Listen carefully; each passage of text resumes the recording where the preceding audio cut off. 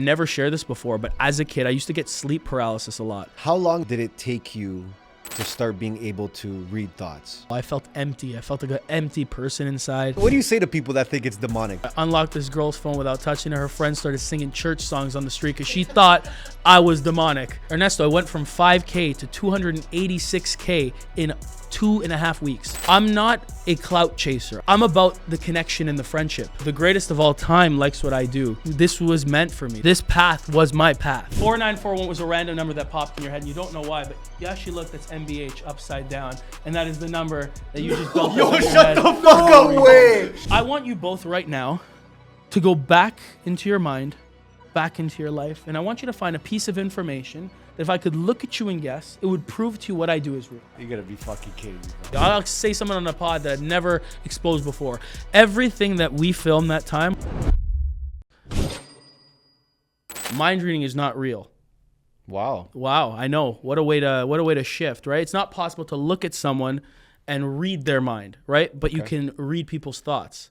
So using psychology, suggestion, influence, magic, all that kind of stuff together, you create the illusion of mind reading, right? Okay. You make it seem like you're in someone's head. So to answer your question in the easiest way, yes, obviously I just said mind reading is not real, but I do my best to read people even before they start speaking. Always, every day, every moment, everything I can. Does it ever make you feel like uncomfortable when you walk in a room and you're like just reading right off the bat? It's a good question. I'm very much about energy, and I pick up on energy, and I'm not saying it like those like freaky deaky people who are like, oh, I'm such an energy person. Like I mean it like in terms of like I'm really in tune with energy around me. So when I walk into a room where the energy's off and like, yeah, it is an awkward thing, right? It is but if the energy's good and uplifting, yeah. But when they start having that freaky thoughts, then it gets a little awkward. So I'm like, yeah, man, this guy's a freak. Like, you know what I mean? Is there freaky thoughts in here right now? Lots of freaky thoughts The here. guys behind camera too, for sure. Yeah. What was Kevin like as a kid before you started reading thoughts? Yeah, so I was always a very energetic kid, very much trying to go outside as much as I could, hang out with friends, whatever. It was one of those that I was a very sociable kid as well. I was very much about communicating with everyone around me, right? My mom says the story, I don't remember it, but I used to go on the street when I was 2 years old and invite strangers to come inside to have coffee, which is messed up. And as a parent, it's like, who is this kid? Like, but it was one of those, I was just a very sociable person. Like, oh, I want to talk to you, whatever. Okay. It's always been a part of me in the communication side of stuff. And obviously, you know, I don't know if you know, music's a big part of my life too when I was younger. So I was very much influenced by the music around me. Guitar was what I played as a kid. So it was always an intrigue. And magic as well at a young age was always intriguing me. But I wasn't a magician until I started like learning it in 6 years old. What dreams did you have as a kid? Like when I slept, dreams or dreams like for Both. future? For your life. So I used to have this recurring dream and it happens a lot where, you know, the whole world goes black and I walk into this room and I see, I'm just kidding. I'm just joking. It's like 11 from Stranger Things.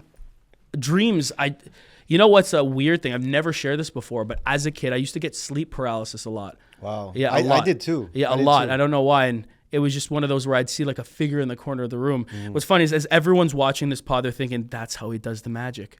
He became friends with the figure. Maybe I did. I don't know. I have no idea. Right. But all jokes aside, right? My dreams as a kid, to be honest with you, were very vivid. I always had vivid dreams. I could remember a lot of my dreams. Sometimes I couldn't. I think, you know, dreams for everyone are the same. I don't know if I took that question the wrong way. So we're going to go with the other side of stuff. My dreams were always to be happy, obviously, as a young kid, but once I discovered magic, it was to pursue magic. Magic was always that thing as a kid where I'm like, man, you know, I want to see what this could be, right? I want to be able to do what Chris Angel or David Blaine do. I want to be able to do that and share this gift and this art. Sorry, when I say gift, I don't mean gift like, hey, I'm a psychic. I mean the ability to connect with people. That's a gift, right? Where you can pick up on someone's energy, where you can get a feel for someone, where you can connect with someone on an emotional level. But I want to be able to share this side with people. That was something I always wanted when I was younger. Yeah.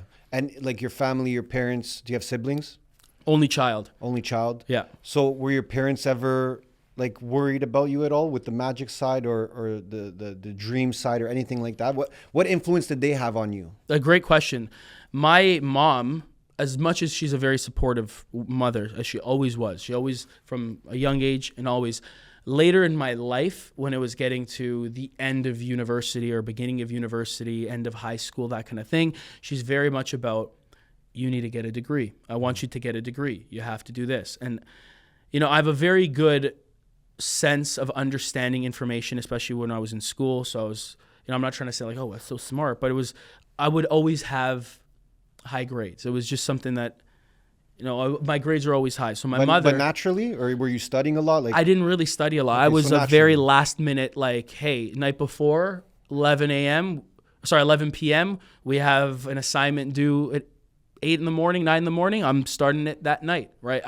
True. We have an exam tomorrow. I'm studying probably at 11:30 p.m. to 12 a.m.-ish, around there I'll start. Last minute always when it was for school. But I always just understood stuff easily. Okay. Like when they would teach whatever they were teaching, stuff that never made real sense and why we're learning it. But I'd get a grasp of it very quickly. So my grades were always high. And my mother was like, oh, you have to go into this. You have to do this. So she really, really was keen on me going into the sciences. This was sort of medical side, because in sciences, like I was like 96 average, whatever, in math, 95, whatever, very high, right? Okay. So that's what she wanted.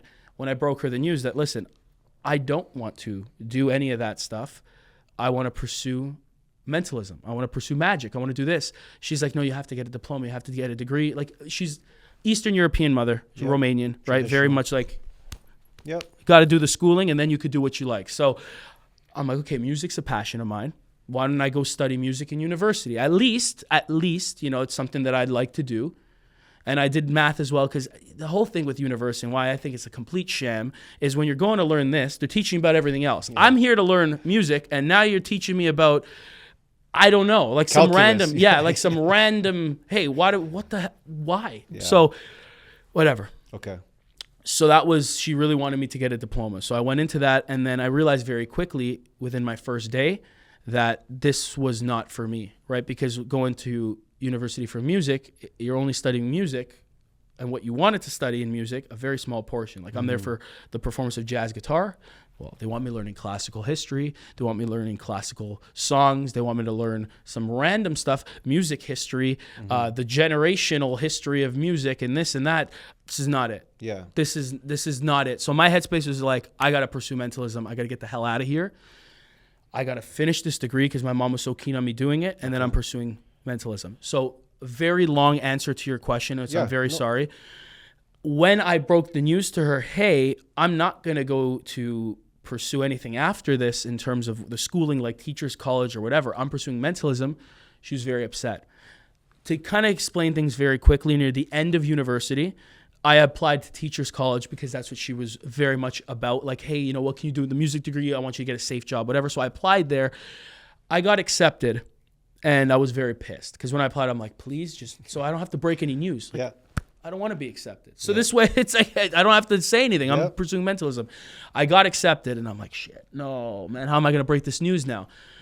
So I just didn't say anything, and I declined the application, and it just kept going on with my weeks and days until the end of the year. I declined it. I clicked no. I said, no, I'm not doing it. I even told my girlfriend. I told my girlfriend at the time, which is now my fiance, I told her at the time, I was like, listen, this is your time if you want to like leave this relationship, because it's I can't guarantee what the future is going to be. It might be rough. It might be tough. I'm going to decline everything, and I'm going to go fully into mentalism. And why I say tough and rough is when you're going into the entertainment side like that with nothing, it's very difficult to make it a career, which we can get to after, like obviously depending if you want to ask me. But I told her, I was like, you know, if you want to leave, if you want to end the relationship, and you go, you know, I know this is a risk. It's up to you. I'm just telling you, I'm not going to teacher's college. I'm not going for a safe job. I'm not going for any of that. I'm going for mentalism. And she stood by my side. She's like, I'm not leaving you. I'm with you. I believe in you. You're going to do it. Wow. So she was very supportive. My mother, then in that time frame after I declined it, she goes, so Kevin, about the teacher's college, you get accepted. Yeah, I did. She goes, oh my God, I'm so happy. I was like, yeah, I declined it. Her face went from like, what do you mean? I remember it was like literally we're outside. She was going for get groceries, and I was just doing something on the driveway. And her face just blank. She goes, no, you're joking. I said, no, I declined it. She rolled up the window and she drove away. When she came home, silent, didn't talk to me. I'm like, shit. Oh no. Yep. And I spoke to my dad, and he goes, "Oh, son," because he's obviously the one that showed me my first trick. Well, I wanted to talk about that too. Yeah, right? so I'll pause the story on that, For and sure. I'll Okay, so we'll go your to mom that. very traditional. Yeah. Wanted you down the traditional path, of Yeah. course. Yeah. Right. A lot of European moms take that direction, Mm-hmm. of course. But talk about your dad and his influence as well, because I was watching some videos. I think he was the one to first show you some Yeah. magic, Mm-hmm. and you fell in love on the spot. Talk about that story and talk about your dad's impact on your life as well. Yeah, so Big shout out to our family at Minting, Canada's top spot for sports cards, trading cards, collectibles, and live hobby experiences.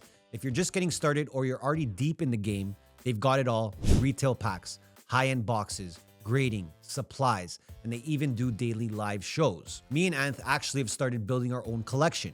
We're stacking Ronaldo cards, grabbing some Funkos, and ripping whatever we got the itch for.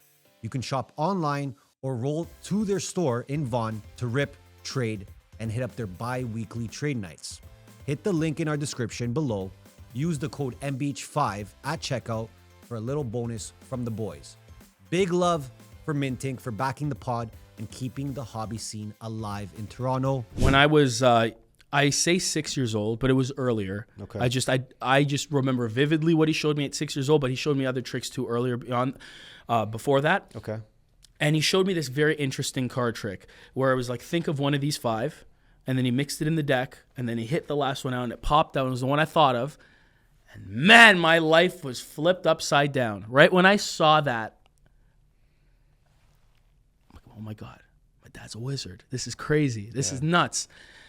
And I knew in that moment, this is what I want to do, right? And he showed me this other thing where he took a coin, put it in a cloth, he shook it and it vanished. But I figured that one out. I was like, there's an elastic behind there. I know I'm Okay. 6 years old, but I'm getting it. Yeah. The card one I couldn't figure out. I'm like, how the hell did he do it? He taught me that years after, but in the time from there, I was trying to come up with ways to do stuff. Okay. Right? I watched Chris Angel, David Blaine. I tried to replicate what I saw. So the coin in the can. Have you ever seen that Yep. trick where they put the coin in the can? I tried multiple times, right? Like, I think I went through 20 cans until I figured out, okay, this is how I can do it. Now, I don't know. Now I know, obviously, if I did it the right way, but I did. I did figure out the right way and how to do it. And that was it. I was like, that's it. I'm a magician now. And every day I try to recreate what I saw, create some ideas, and do a whole bunch of stuff. Yeah. My father, always supportive in the magic, and that kind of relates back to the story. When I told him, hey man, I quit teacher's college, I'm going into mentalism. He goes, good. He goes, good. Son, that's how he sounds. I'm not even joking. That's how he sounds. Son, Wendy's. No, he loves Wendy's. There's always Wendy's with this guy. He goes, son, I'm not going to do the voice the whole time. It's weird. It's weird. I don't know. It helps you tell the story. Yeah, I'm just you're trying to tell the imagining story it. naturally. Yeah, for sure. He said, I'm so happy. I'm very proud that obviously, you're pursuing what you love in this life. If you do what you love, you never work a day in your life and you'll always be successful. And he said, but I wish you told us 5 years ago that you didn't want to finish this degree, because I did the specialized honors 5 years because my mom's like, oh, you got to do this. I just wanted to make her happy. He's like, you would have saved us all this money. Right. And it's true. Complete waste, but I will make it up to them. I will. Definitely will. Now, to relate back to the whole thing with my mom, afterwards, she became supportive. Okay. Because I explained to her, listen, like, she knew me from a young age, and kind of relating back to your first question. Yeah. I know I'm tangent Kevin going around, but she knew I'm a very stubborn and persistent person, and not like in a obstructive way where I'm going to obstruct someone's life. I mean, in terms of when I want to achieve something. In a driven way. Yeah, I'm going to go. I'm going to go for it. So she said, I know you're a stubborn guy, so I know you will find a way. But she's like, just don't ruin your life, because this is your building point, and your girlfriend, she wants to know that she can entrust in your man and not be dating a loser, right? I'm like, listen, don't worry. Trust me. I'm going to do my best. Now, I got a job in that time, just like as a side job. I want to know more about, your time up until that point. Yeah. Where you declined teacher's college. Of course. Are you constantly learning still about being a mentalist and learning magic? Like, is that still part of your life in a big way? At that time? Yeah, like 100%. Throughout university, throughout high school, you're still learning it. 100%. I used to skip class to go do magic for people on campus, right? Okay. And on the very first day of school, and that's why I was like the first day of university, when I got there, I'm like, I got to get out of here, is I did a routine for for a few of the girls there, and they all lost it. Like, you heard screams down the hall. Oh my God. And people running, what happened? Like, what the hell happened? Who fell? Like, what? But it was in that moment where I'm like, that's it. I'm giving the reactions I want. I need to take this all the way. Yeah. And that's why I was, throughout that, I'm like, I can't be here. I love music. I love learning the music side of stuff. But as time progressed, years after years, and you start to see that you weren't studying anything that you're there for, it pushed me a lot away. But in that time, my saving grace was consistently focusing that, hey, it doesn't matter. I'm going to pursue mentalism. So I was practicing anytime I could. And in mentalism, there's not a lot of practice at home. Okay. Right? The at home is thinking of routine ideas to make it fun and engaging for people, emotionally connecting, right? That's where the at home work is. It's practicing on people consistently because everybody thinks differently, everybody reacts differently, everybody gets a feel differently. So that's kind of what I was doing in that time frame, as much as I could, everywhere I could. Do you remember the first time where you read someone's thoughts? And what did you feel from that? The reaction. So she thought of a name. It was a woman I did this to. And you're saying at university or just the first time in general? First time in general. First time in general was with a playing card. Okay. And it was where I would break it down like, okay, think if it's red or black, if it's a club, heart, spade, diamond, picture or number. When I guessed and they said yes, and you saw the light on their face, I'm like, I did it. Yes. Like it was a feeling of no other, because it's like, okay, it worked. Yeah. It worked. Like what I did was exactly what I wanted to do. It was a feeling words can't describe. Yeah. And I guess learning this and educating yourself on it and becoming better. You said there's the at home, there's the practice with real people. Like, how are you learning this stuff? With people, right? Because everybody thinks Just differently. reps? Reps is one thing, yeah. Even thinking of ways, right? At the end of the day, mentalism and magic, they're two different art forms. Okay. But magic or mentalism is a form of magic. So there is obviously, the shoulders, we stand on the shoulders of giants, right? And there's the giants before us who put out their methodology and ways they do stuff. So obviously, you educate yourself learning from the heroes. Okay. But at the end of the day, what works now, you have to test on people, right? So you go day in and day out and you read and you guess, even a sort of thing psychics do, right? I don't believe in the psychic world, but they look at someone, I got a feeling of this and that from your past and whatever. That's something I do, right? But I'm not telling you it's psychic. It's not psychic. I'm not getting this from beyond. I'm just picking this up from someone, right? And you learn things every day from people, right? The way the eyebrows go down, the way their mouth is open, how open their body language is. Are they hugging themselves, calling a self-hug, where they're obviously trying to protect themselves or they're uncomfortable. There's so many different things to pick up on. So reps is a big thing. And you clearly decided to go the mentalist route, not really the magic route. Yeah. Was there a reason for that? Yeah. So from a young age, I've always been attracted to the mentalism side, right? The mind to mind, because it connects with people on a different basis. For me, in this whole art form, even when I was learning magic tricks and whatever, I never wanted to make it about me. Look at me. Look how good I am. I don't like that. I want to make it about you, the audience, because without an audience, we don't have a job, right? Mentalists don't have a job. Magicians don't have a job. You need the audience. So why put yourself on this pedestal? Look at me. I'm incredible. You're the performer. You're already naturally going to be at the forefront. So why rob the audience of an experience? Give it to them. So mentalism, what I loved about it is because it allowed a lot easier to be, look at you, right? This is not me. This is us. Ooh, okay. Magic, naturally, you put a coin here, you vanish it, whatever. It's all on you still. Yeah. Now, good magicians know how to adapt these routines to be still about the participant, but that's what it was for mentalism. It was because it was such a linguistic art form, it was very conversational, and conversation leads to connection. Yeah. So that's really what was a big pull for me into the mentalism side. Was there ever a time, like throughout school or anything like that, where you were using your skills for something other than entertaining someone? You know what? Day to day, it's one of those that you can use when someone's talking to you and you want to make sure, like, is what they're saying true, or are they lying to me, right? Okay. So that's something I use a lot, and I still do to this day. And it's one of those that's just a natural thing. When someone does a few stuff, you're like, I don't think this person's very honest. Okay. And I do want to highlight, there's not a be-all, end-all, like, hey, one way. Like, there's one way to know. Okay. Oh, he did this. He looked up to the right. He's a liar. It's not true, right? It's a combination of things. It's clusters, exactly. Okay. So there's things that happen in clusters where someone could cover their mouth, right? Someone can scratch their ear, the pacifying self-hug. If they do multiple things, then it's like, oh, this person isn't confident what they're saying. It potentially could be a lie. Because, a lie detector, for example, doesn't detect lies, it detects stress. So the whole idea when you're doing this is you're detecting stress. You're like a human lie detector kind of thing when you're looking for stuff. True. Yeah. So what are some things what are some clusters you would look for with someone lying? Yeah, so like what I said, so number one, if they're starting after they speak to do something like this, cover their mouth, or they scratch their ear, self-hug, right? This pacifying nature, right? Yeah. Self-hug. These are clusters to look for. A lot of people are like, oh, I read this thing where you look up to the right or you look up to the left, you're mentally constructing an image, so he's lying. No, right? But you have to set a baseline. For example, here's another cluster, increased blink speed, right? So if someone's like this, normal, and then all of a sudden they're doing this, that's a cluster. Bang. Note that in your head, okay? Now he's doing the self-hug. Now he's scratching his ear. Now he's uncomfortable. Now his eyebrows went like this.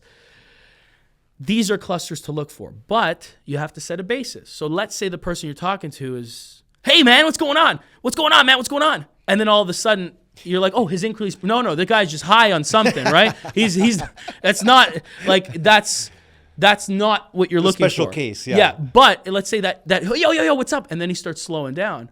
Oh, change in behavior. Okay. That's what you're looking for. Set a baseline, find the change in behavior through the clusters, and then obviously you see. But nothing's guaranteed, right? True. There's not 100% like, I can bet all the money that this person's a liar. No. Obviously, to an extent, we all kind of have this thing. Especially, I know you're probably thinking, how can I be a mind reader as well? When someone walks through the room, like let's say, your partner or your friend or whatever walks into the room and they're pissed. Do they have to say anything for you to know? No. Right? There's the innate thing we know as humans. So that same empathy, that same connection, you can get a feel for someone, right? That's why they say gut feeling. There's a reason you're getting that gut feeling. True. It's the energy you're getting from the person. True. And as you're learning and discovering new things and increasing your skills, was there anything that you thought was more of like the dark side of this, or something you didn't like about this passion that you're discovering? Yeah, of course. Let's be honest with each other. In every art form, in everything, there always is the dark side of stuff where people misuse their knowledge or whatever. Let's say a mentalist or someone who was a magician at a young age and became a mentalist and learned a whole bunch of mentalism and what to look for and all this. Let's say hypnosis, for example, right? I do hypnosis, but I don't use it for nefarious means. Someone could use hypnosis for nefarious means, right? To pickpocket and whatever, put the person under, take stuff out of their pocket. Let's say, to get someone's bank pin. Now you get someone's bank pin through mind reading. Yeah, there's a dark side to that. So there's ethics, right? You have to be a morally good person as well. Like that, I've never, ever had any thoughts of, hey, maybe I can use this for bad, because ethically and morally, I'm set right? Yeah. Like my headspace is like, I do this for entertainment. I'm not going to take advantage of people for that. Like this is what I do as a job. I love what I do as a job. But yes, there's a lot of people that can use what we do in this art form for nefarious means. There's a lot of people that can, and that's the unfortunate part. And that's obviously what I don't like about the industry. There's other stuff that I don't like about the mentalism and magic industry, and that's that unfortunately every magician as of now, I do also feel happy about the fact that, when I went viral, it brought a lot of attention to mentalism. I'm not saying it's just me. There's other obviously great performers out there too that brought attention, but I saw a huge shift where my videos were doing numbers upon numbers upon numbers. And now people I know personally who are magicians. And when I say magician, right, at the end of the day, magic is still a form. Sorry, mentalism is still a form of magic. It's under the same umbrella. But a magician's like, hey, look here, I make this vanish, reappears there. Like a magician like that. Not mentalist where everything they do is mind reading. Yes. I see a whole bunch of magicians now say they're mentalists. It's like, you're not. Because what people don't understand is mentalism is not the trick you do, right? Think of a name and I guess it. That's not mentalism. That's a form of mentalism. That's from mentalism. Okay. But to me, mentalism is how you think and approach the material, right? That's a big difference. The way a magician approaches his material versus a mentalist approaches their material two different ways, right? Or two different sides. Okay. So when I saw a whole bunch of magicians go, I'm a mentalist now. No, you're not. I'm sorry to break this, you're not. So it's put me in this realm that after the last 2 years, everyone's a mentalist now. So I'm finding a way to rebrand what I do. And I don't want to say I'm a mentalist. I don't want to say I do mentalism. I want to come up with something else because, everyone just follows what's hot, unfortunately. I got into mentalism because I love it, not because it was hot. Yeah. How long did it take you to start being able to read thoughts? Oh, at a young age, it took a while because I started with playing cards, and I would do this with my mom. I would do this with my mom a lot, where I'd give her a deck of cards, cut the deck, take a card out, look at it, and I'd say, okay, look at me. Okay, it's a red card or a black card. Say it in your head, red, black. And I kept failing. It wasn't until like 20 to 30 times of doing it, bang, okay, I was like, okay, I got the color right, I got the suit right. Oh my God, I got the value right. So it took a while. There was a lot of reps to see what to look for. And that's just the cards. Then getting into the names, there's a whole other practice to go there to do everything smoothly and give the person the experience where it's like, wow, like this, because at the end of the day, you guess a playing card, you guess this, you guess that, who the hell cares, right? So it's like you have to make this still fun for the spectator as well, and for the person you're performing for. Do you think that what you do is harder than, let's say, just a classic magic trick or a card trick? I would say it probably is. It's hard because it depends on the magic trick you're comparing to. Because there's some crazy sleight of hand artists that I can't do that dexterity. I can't do that crazy sleight of hand stuff. So to me, at this point, I'd say that's harder than what I'm doing because I've done this for a while. The truth, the difficulty in mentalism is doing mentalism right, doing it good. Okay. Because like I said, everyone's a mentalist now. See them do a mentalism routine and then take a seasoned mentalist and see them do a mentalism routine. You're going to see a big difference because the way it's performed, the way it hits. Yeah, mentalism is less about what you're doing, more about the experience. Okay. Right? Because let's say I just went to think of a name, Sabrina, bang. Who the hell, like that wasn't fun. It's like, oh, cool. Yeah, you got it. Yeah. You got to bring them on this journey. You got to bring them through this experience. So I guess you're not really working on the skill of mind reading anymore or reading thoughts. Like, can you even get better at that side? Of course you can. You can. Yeah, I say this, Ernesto, I'm a student for life. Okay. I'll always think that way. Yeah. Well, what I was going to say is you're probably, a lot of your focus is going on the experience itself now. Even other stuff too, like having someone read my mind. Like, let's say I'm going to write something down. I put it face down. What do you feel? Now, the influence, putting it in their head, right? Yeah. Even the reading side, it's like, I want to be able to go deeper. Pause. Not like that. Sorry. I mean, like, sorry. I want to be able to go beyond like just, I want to tell you stuff about your past that you don't know, which I do now. Like, obviously the reading side and guessing stuff from people. And I give very, very accurate readings, but that's something obviously, I'll always be a student of life for because everybody thinks differently. Yeah. And that's the thing. It's even the stuff that I've perfected, I never even think I perfected. I will never say I perfected it, right? I mean, even just saying that, I'm not happy I said that, right? I don't believe in perfecting something in a craft because we are students for life. And the truth is, in magic versus mentalism, a magic trick, you can stay home and practice all day, right? But why is it that I said a mentalism trick, you have to go out? Because everyone thinks differently, right? Yeah. You might think one way, he might think another way, that guy there might think another way, right? Yep. Everybody thinks differently. Yep. So that's really, it's finding more about how people think. Okay, so we'll continue your journey now. Yeah. So no teacher's college. No, not at all. Declined. Have the conversation with your mom. She says, all right, but just don't fuck this up. Yeah. Your dad's like, all right, we got you. You can do this. Your girl's like, I got you. I'm here for you. Yeah. So what's next? Well, I also want to add in my friends, my friends, Robert Lacara, Lucas Sisto, Marcel Mazuka, Johnny Hills, Carlo Castoro. Support always. The boys. Right? Yeah. My future brother-in-law, Michael DeSerio. Okay. All these people. I had a lot of support. I'm not going to lie. Okay. And I do believe that we are products of our environment. And if I was around people who are naysayers, it's like, oh, you can't do whatever, the castle crumbles, right? Yeah. So Did you have any of those people though? Of course. That didn't stick around after? Of course, but guess what? Goodbye. Yeah. I don't need to get away from me. I don't need that in my life, right? Yeah. I'm at a pivoting point. And that's why, to me, I do really value all the people around me because since then and now, it's always been, keep going. Yeah. Keep going, right? Like these guys always are like, you got to do more. What are you doing? It's true. It's true. So yeah, I had that support, and sorry, I don't want to throw it off. I just wanted to add that in. Of course, it's important, and they're still here today. How many years has it been? Lots. I grew up with these two guys. Robert, I grew up with since SK. Luke since grade 3, and Marcel, we've known each other for numerous years. Wow. Yeah. Okay, so now it's you against the world with your support system. Yeah. What do you do next? Well, I at the moment was like, I need money to fund this, right? Okay. Because to start a business, or the whole thing was to make this into a business. How do I turn mentalism into a career where I can obviously have a living, but obviously you need some money to fund it. So I had to get some jobs, right, to obviously pay off debts. I had put myself into debt prior to declining teachers college to fund this mentalism idea, right? And it was crazy. It's spending money I didn't have to put together things that I didn't know what was going to happen out of it. So post declining teachers college, I had to get a job, something that I was already working at a job, but I had to get something that was a little bit better, that could pay a little bit more, that I thought would be better for me. Okay. And very quickly, I realized it wasn't for me. Within 6 weeks, I literally quit. I said, I'm out. What were you doing?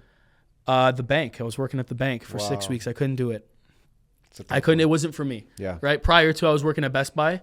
Best Buy was a very chill job while in sick. school. Yeah, it was a chill job while in school, but you know, the hours were a little crazy, especially, you know, when Black Friday came around or Boxing Day. It's like, man, it's one of those too. While you're trying to build like a name for yourself in the mentalism world, which at the time I had not gone viral yet, I just thought, I got to get out of here because, you know, hey, we see the mind reader there and he's in a blue shirt. It takes away the brand of what I'm doing, right? And then when I went to the bank, I thought, you know, maybe it's a little different. It wasn't for me. I couldn't do it, and my headspace was still, no, this is not going to be into the brand. Okay. And I'll never forget the day I walked out, the day I quit. The night before, I was with Sisto, I was with Rob, was there too, Johnny, Carlo, and Marcel. And Marcel, I was talking to him, and I'm like, man, I don't know, like, this is so tough. Like, I don't know, how do I do this? Like, how can I turn this to a career? And he just, man, everything's tough. Everything's hard in life. Pick your hard, bro. Pick your hard. So I'm like, I went home and I'm just sitting there like, pick my hard. I'm going to quit my job tomorrow. I'm going to pick my hard. My hard, I want to go with the mentalism. How hard that becomes, whatever. So I walked in. My headspace was already on quitting, but I'm like, let me give it another shot. Couldn't take it. I'm done. I had to walk. It wasn't for me. It was not for me. And you know what? I'm still very friendly with the people I worked with. Yeah. They actually became a client of mine, which is crazy. And yeah, you have But to you pick weren't your making heart. any money with the mentalism yet. I was doing very, very, very few events because I was shifting all attention while I was at work, right? You're 9 to 5. What are you going to do? You can't talk to clients in that time. And then when you get back home from work, everyone's gone home, right? Because I wanted to focus in on the corporate market. The corporate market was where I wanted to be in for the mentalism. And during those hours, that's when they're working. So when you come home, it's like, okay, now I got to do this. So I would work on a website, advertising, all that kind of stuff. I needed to go all in. I needed to quit everything to go all into that, to put every second of my day, heart and soul into this. Yeah. And how were you even getting those first couple of events? Were you big on socials at that point yet? No, right? No. I was probably 2,000 followers. So how were you getting those gigs? Reaching out, man. LinkedIn was when reaching out with companies, event planners, connecting with them, saying, hey, you know, this is what I do. And they're like, hey, can we see some videos of your events? I don't have any videos. I didn't get any videos. So I knew, okay, well, I gotta work on this. I gotta create something to show people what I do. And what I was offering a lot were free demos, right? Let's hop on a Zoom call. I'll say this, obviously, you know, the only good thing that came out of the pandemic was the fact that I was able to do Zoom events, right? Where it was very easy and quick to connect with people because, you know, once you do a demo on Zoom, they're like, oh yeah, we like this. Yeah, we want to have this guy at the event. So I did a lot of those. Okay. And that honestly was a big help to me because it put me in front of a lot of planners, a lot of companies, a lot of people running events where they saw what I do. And they're like, man, this guy's really good at what he does. He creates an experience. And to be honest with you, the virtual side is way harder than in person. Of course. Because we are people of energy, right? Yep. And it's very hard to make people feel your energy or feel this experience over a screen. So I created a way, and I'm going to rewind slightly. This is before I quit and this is before I shifted, I had a business plan in mind already. It's not like I just quit with hey, I'm just going to leave, and I had a plan. I had a plan in mind that I set up, and it started from the virtual side of stuff. But when I did that, I also didn't just do virtual events right at the start of the pandemic, right? I didn't just do that where I was like, hey, come see my show. Like, I had put together a very strong virtual set that made you feel like I was in person with you. So from there, yes, I was connecting with people. Now, I do have to readjust something I said, because the time I just remembered it. When I said I quit and I had no connections, that is not entirely true, because during the pandemic with the virtual, I made a lot of connections. And I used LinkedIn a lot. So that's where LinkedIn was a big step for me. So during that, I was consistently trying to get out there. During all that time, that's what I was trying to put together. And then obviously the connecting with LinkedIn, you get a rep, you get Google reviews, people see, okay, this guy's good. I create a little promo video from the virtual, and then that is where it kind of led into there. Talk about the plan you made. What was in that plan? The plan was a number that I wanted to make per year. I'm like, okay, let's be realistic right now as I'm just getting my name out there. How many events to do that? What to charge per event? What makes sense without a name? Putting together what show I'm going to sell, the sales strategy, right? I learned a lot on sales from books. I read a lot of sales books, and I still do to this day, because at the end of the day, I'm going to rewind to something my dad said to me when I was 6 years old, 7 years old-ish. He said, life is sales. Every day you're selling yourself. Yeah, every day, right? Life is sales, right? To your friends, you're selling yourself. To girls, you're selling yourself. To bosses, to people, to companies, you're selling yourself every day. So obviously I already had that in my head. So I put together this business plan. Start with a Zoom demo, show people what they're getting, have a sales call, explain all that. And then obviously see what I want to charge, what I want to put together. That was kind of the plan there. And how did the first few months go? Very tough. Very tough. And what are you learning during these first few months about this being a business, and even about yourself at that point? I learned I was charging very low. I was charging too low. And I'm like, okay, I can up these numbers. I also learned that try to record every possible show you could, because now I have stuff to send people, to show people. Because when you don't have Google reviews, at the time I had very few, you don't really have a big name, it's very difficult to try to convince a company, hey, let's book this guy when we can get that guy, right? It's very difficult. It's very, very, like, also to even create a need. Why book a magician or a mentalist? And that's where you learn from sales books, like how to turn this into something, right? How did you know that you were charging a little bit? How did you know that you should be charging more? What were the signs? First, where I was getting yeses very quickly. And I'm like, okay, this is too low. 2, I spoke to other companies who told me that someone they had booked the year before, and this is like early on in my career, someone they had booked a year before was like 15 times the price. And they said he was not even at all remotely as entertaining as me. And I'm not trying to say it to like up myself. And I still charged them a good amount, but I realized very quick, well, I'm not going to raise my price 15 times like that guy, because that's not going to make sense at this moment. But I did raise my price, and then slowly, obviously. And the other thing too is when I spoke to other performers, and and I could tell their show wasn't what I created, right? I'm not saying that in a cocky way. I'm just confident. I know what I've created at the time. Like, I'm talking about at that time. Now I'm certain, but I'm saying at that time, again, not cocky. I'm just being confident. At that time, I was speaking to them like, that's what this guy's charging. I'm like, man, I gotta charge more, because like I know what I'm gonna provide is better. But at the end of the day, it does come to the name, the experience, and all this. Those were ways I knew. For sure. And were there any, I guess, mistakes in those first 6 months? Any times you got booked and it didn't go to plan, or anything like that? Mistakes in the show? In the show, yeah. So I'll tell you this: if something goes wrong, I'm very good at pivoting. Well, you'll never know. Yeah, you'll never know if something it kind of messes up or goes wrong, because I'm very good at readjusting to move it in another direction. So yeah, if something happened like that, nobody knew, because the whole thing is to give them the experience. But I did learn a lot of mistakes in terms of, how I went about the booking process, right? There's things that I learned very quickly, like make sure everything's spelled out in your agreement. Make sure you send off the agreement, right? This is your livelihood. You want to make sure everything's in check. Make sure it's all in check. And even mistakes in the advertising side, right? the whole Google ad stuff. That's another thing, right? And then SEO, that's another thing. The website, another thing. There was a lot of mistakes early on in the marketing and the selling of stuff, right? I learned very quickly too how I was selling to people who didn't know who I wasn't right. And at that point, it's just you working on your own, or did you have anyone on your team at that point? Well, I was always with Marcel, Luca, and they're Rob, helping always. you out. You know, it was mainly when I would have an idea and say, hey, like, what do you think about this? And I'd run it to them. Okay. Yes. In terms of like reaching out, clientele, all that, I handled that myself. I always was on the phone, the advertising, the marketing, all that was always me. Okay. And it's just one of those things that I love to have the conversation with the client, especially early on. Now it's one of those that I do prefer to have someone handling that side now. For sure. But then it was one of those that I wanted to be the one to do it. I want it because when you have, it's very difficult to sell someone who didn't, still at the time, I had like 2,000 followers, like I said. Yep. Very difficult to sell someone who doesn't really have notoriety.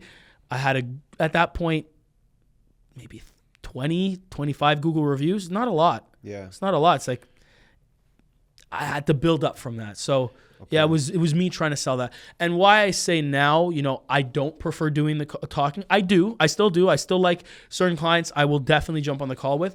But a lot of people, I feel like they get it's a misconception when the talent is on the phone who 100%. has a big 100%. has a big following, because it's like, oh, he's not really that busy. For sure. Right? I But agree it's like, with you. and that's why I prefer to have someone handle it. For sure. Certain clientele, like I said, I will hop on the call with and chat with them just because, you know, the speed, like, tell me what you want. Okay, this is what we do. This is what I could put for you together, all that.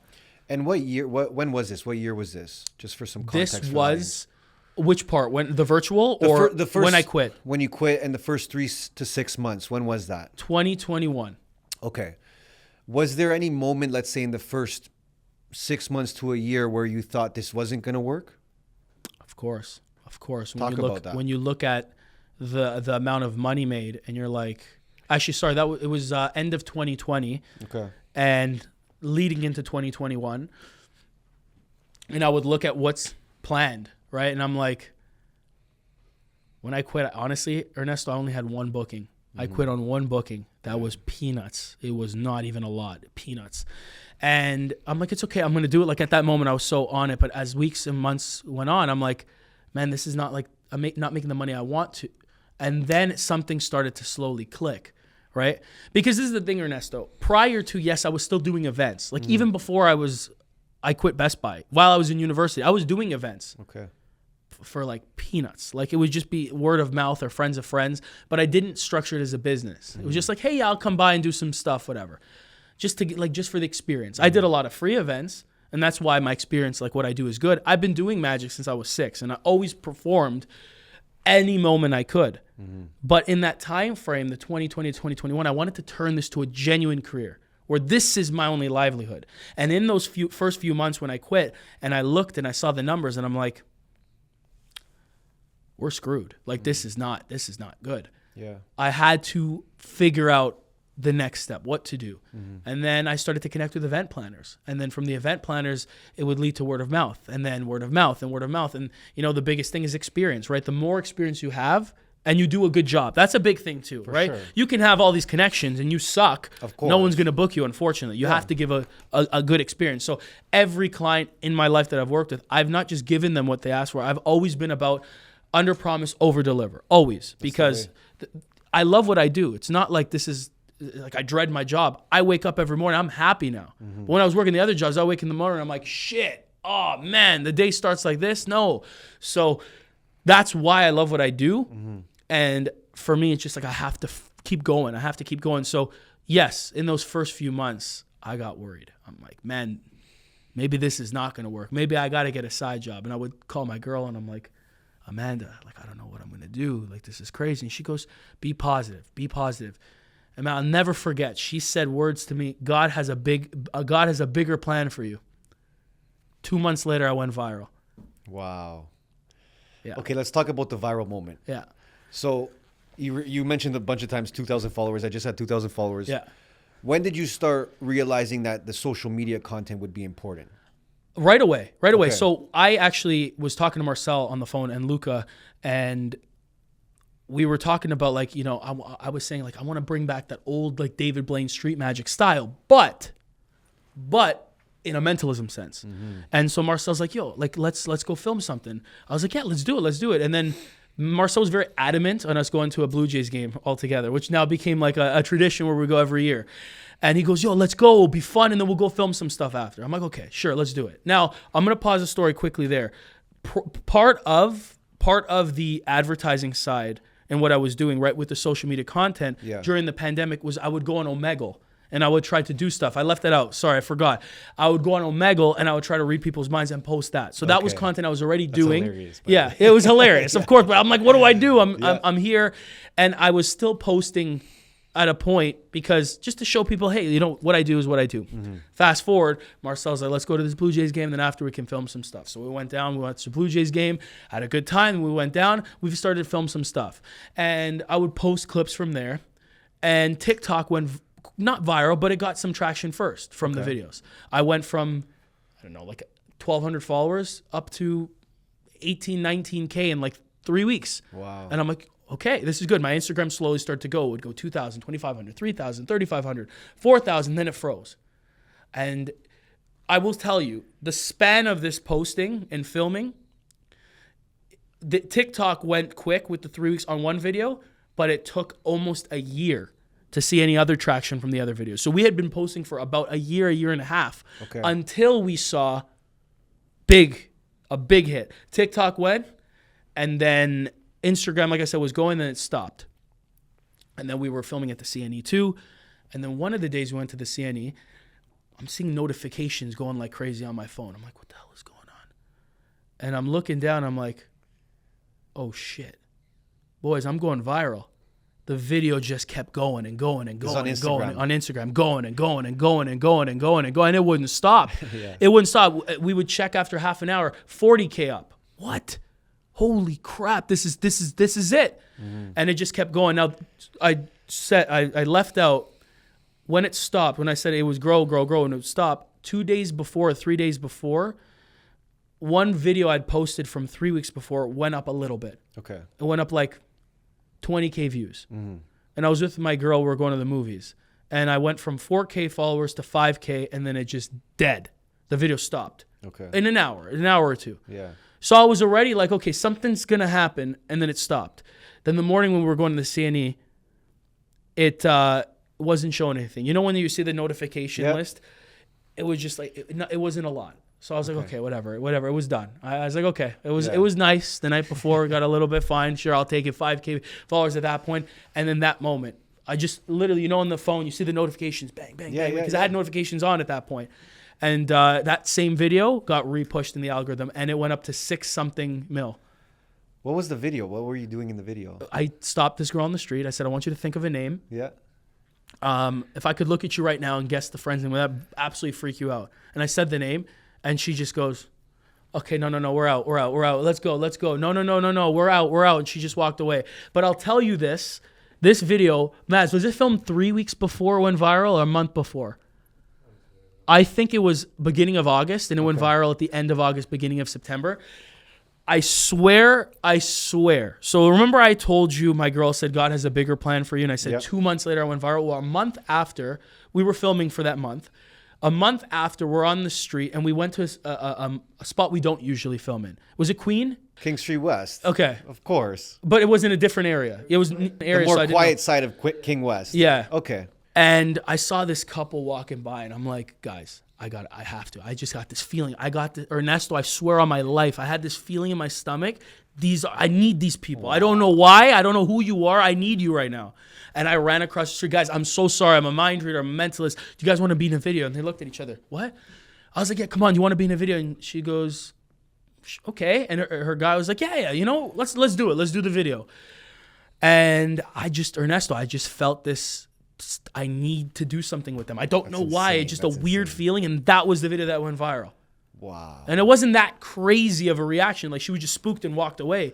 But that was the video. Okay, so then after that, did you notice anything about that video in particular besides your gut feeling with the people that worked very well? And did you double down on that? Or was it just the same the same videos now. It was the same style videos, right? The way it was shot was really nice too, but every video was shot nicely. I think it was also like the pacing of it was good, but every video had the same pacing. It was coincidental that was the one that just went. I don't know. It was very strange. Like, we did test a lot of stuff. We tested, layerings. Like, I was putting like the horizontal clip on top of the other clip. I was testing some stuff prior to this one. Was, to be honest, I think I posted while I was in Blue Mountain, which was funny. I was in Blue Mountain. I posted it, didn't think about it, came back, whatever. And I know, Maz edits the videos great all the time. Like, they all had a very similar feel. I don't know what it was. This one just went. And how were you feeling? When it went viral, Yeah. I was losing it. Yeah. Ernesto, I went from 5K to 286K in 2.5 weeks. Wow. It just kept going and going and going and going. And for me, imagine that, a year and a half of just posting content of nothing, like crickets. I'd be lucky if I saw 1,200 views. When I saw 5,000 views on a video, I was like, whoa. Yeah. Crazy. So how does the game plan change at that moment? What do Double you down. That was on the content side? Yeah, I was like, guys, it's time. We got to double down. Film more. And I think I've exhausted the whole King Street West thing. We've went too much with it. I think right? I think you still got some in you. I think you can still do it. We have so much content. That street changed your career. It did. It's crazy because that street is known for clubbing and the degenerates running around all drunk. Yeah. Street fights. Don't even get me started. Yeah. All of that. All We've that. seen so many while filming. But I feel like you brought a different light to that street. Yes. There's just do you people feel that? like to this day now after, like I was 286K, now we're 1.1 mil, but there's people course. that are literally like there, like, yo, you're the guy, like, yo, I want to see it. Like some people even wait in that area, like, oh, I'm going to come see you. Yeah. Come see you. So it's cool, right? Yeah. It brought a different light to it for sure. Did you ever feel like you could replicate that, but maybe in a different city or a different place in Toronto? But because I feel like King Street has that energy too. Like people are more open-minded when they're on that street because they're either going to get a drink or they're already having fun. So you come up to them, they're like, hey, why not? We're already out and having a good time. Do you feel like you can replicate that?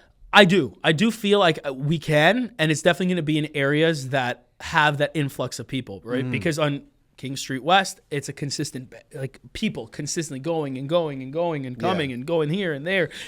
So you're putting yourself in an advantage when you're in environments like that. For sure. So definitely, I know places like Miami would have areas like that. Vegas would be another one. So yeah, definitely we can replicate it for sure.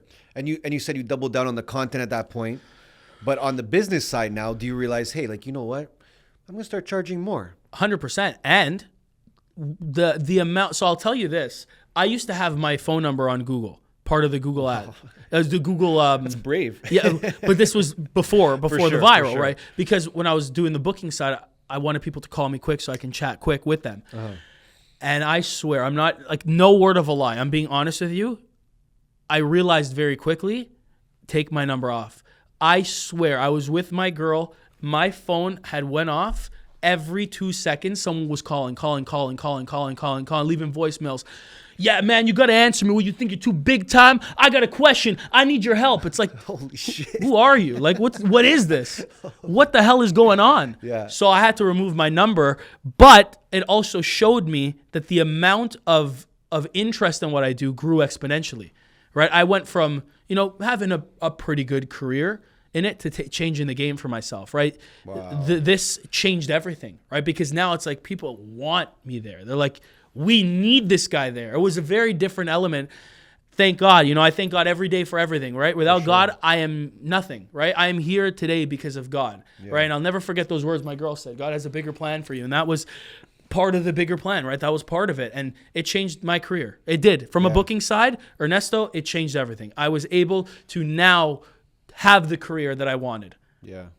And when you went viral, did you go show your mom the views? She was already proud in how I turned into a business prior to. When I showed her, she goes, wow. And I said, I made a good decision, eh? She goes, you did. She goes, I should have known. I raised the most stubborn guy in the fucking world. Real. Yeah. Let's talk about the kinds of opportunities that came once you started growing in that sort of fashion online. Like, not so much even business, but let's talk about the opportunities with celebrities that came about, because I have a list here of all the celebrities. I'm going to go through them too. But was there one celebrity in particular that hit you up for the first time? You never worked with a celebrity before, and you're like, holy shit, this is big. Yeah, there was a lot of celebrities that had reached out in that time frame too that I was connected with. But the one obviously that stood out to me the most, and the one that was my GOAT, Drake, right? Which now has become one of my good friends. Yeah. That moment was surreal. Do you remember how he reached out, when he reached out? 100%. What that experience was like? Yeah, it was, especially too when he had followed me. I was in a Chipotle line, right? And I was ordering Chipotle with my girl, and I look down at my phone, and I see followed by Champagne Poppy, and I'm like, what? Yeah. And I show her, I'm like, look. And her brother's like, nah, you're faking this. He closed the app. He goes, let me see it again. He thought I was making a joke because I always prank with them, prank them. And we're just like, I was speechless. Yeah. Right. And I had reached out, and I don't remember the words that I said. I said, essentially, I was just saying, like, my life changed very quickly, but this really stood out to me. This one really touched me because this was someone I wanted to connect with for so long, right? And to be able to connect with him, insane. Yeah. And now, like I said, now to become friends with the guy, it's my brother. Like, I love the guy. So for me, it's surreal. That's honestly, no words in that moment how I felt. How has he influenced what you do now and how you move with your career, and how has he impacted your life? Let's put it this way, okay? Let's say someone that you have looked up to and someone that you have listened to since high school, since high school. Someone that you have listened to since high school, someone that you are a big fan of, likes what you do and says you're amazing what you do.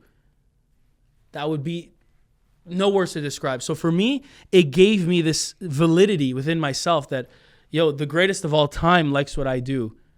Man, this was meant for me. This path was my path. This is what God wanted for me. And you guys ended up, I guess, streaming for the first time. Was that the first time you guys linked up? No, we had linked up prior to a few times prior to, actually many times prior to that. But off camera. Yeah, off camera. On camera was a stream, though. Was stream, yes. And how was that? How was amazing? That being with him? It was incredible. Stream? It was even just get like, number one, his team has always shown me utmost respect, right? That's a family. Like, they're incredible. So it's like making sure everything's good, everything's okay. He's like, yo, come over. We're gonna go together. The whole team made sure I was good. We'll leave together. We go to the jet. Took the jet. Got there. Did the stream. Went to the cars. Went back. Got dinner.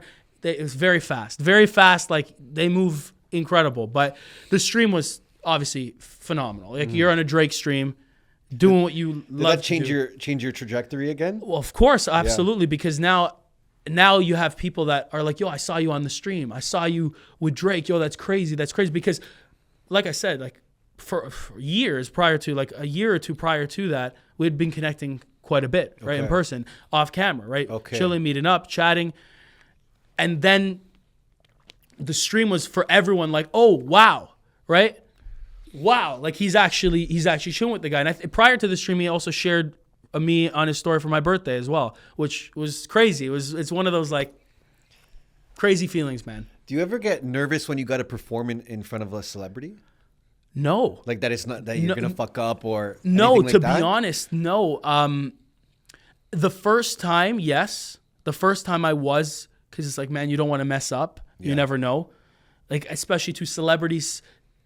Celebrities see a lot of magic, right? Celebrities see a lot of people, a lot of different magicians. So it comes down to, how do I separate myself? And I think the reason the anxiety is not there for that is because there's a lot of room in the back end, right? There's a lot of stuff in the back end that I've worked on to separate what I do. So that if you see me perform, you see another magician perform, even if we do the same thing, mine's going to feel different because of how I do it, right? So the nerves is always relating to, are they going to like what I do? And am I just going to be the faceless magician that's like, oh, I saw another guy do that one, right?